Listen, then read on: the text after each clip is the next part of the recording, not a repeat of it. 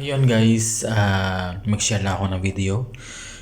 Ito pala guys yung isa sa mga kadalasan na pagiging busy po namin. Lagi po kayong busy nung December 22, yung dumating yung mga boss namin. So yan, ito yung araw ng December 31. Minamadali yung paglalagay ng crystal ball para sa gagawing New Year Eve ngayong gabi. So yan lang guys yung ilan sa mga talagang lagi kaming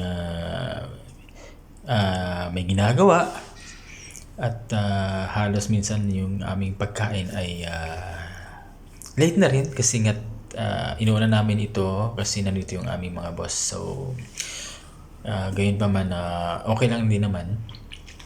Yan yung katiwala ng aming boss, Lisa. So yan, ito yung outcome na natapos na.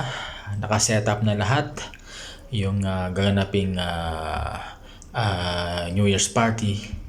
At yan, may mga sound system na din. At pinagana rin yung Christmas light.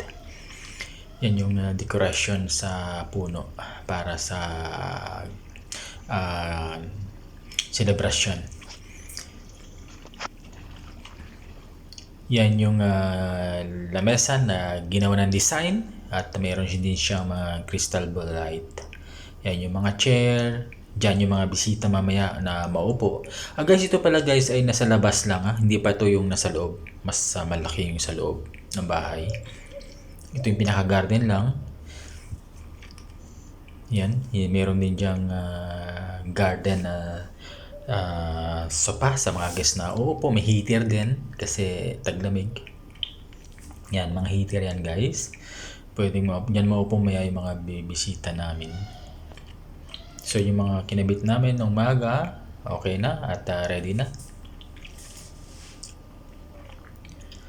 At yun.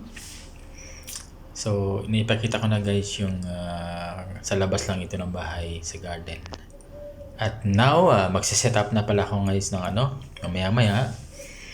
Meron kaming bisita sa tanghali. Ipapakita ko sa inyo yung pag-setup ng plates. Yun, Happy New Year po sa lahat. Hindi po ako naka-upload. Yan yung aming sinetup na plates. Ako nag-setup niyan guys. Merong knife sa kanan, maliit. Sa kaliwa yung pork. Yung maliit na plates para sa tinapay. May tubig, may wine, may paminta.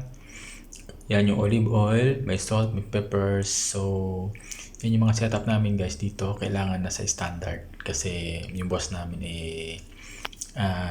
upgrade sa mga setup, kaya kailangan maganda at maayos yung aming pag-setup ng mga plates para sa mga bisita. So yan, at ipapakita ko sa inyo guys yung aming guest mamaya na kung saan ay kakain. So yan, may table napkin na rin yan guys. Yan yung setup namin dito. So ito ay pa lang guys, 8 tao. Meron pa dyan yung 30 na katao guys na kakain. So yan, kung makapansin ninyo, yan yung ginagawa. Nandiyan yung mga foods sa kanan, naka-prepared na siya.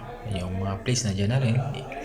Kung kakain yung sa buffet or dine-in, yan yung aming setup. So ginawa pa namin yan at kaya lagi po kami busy.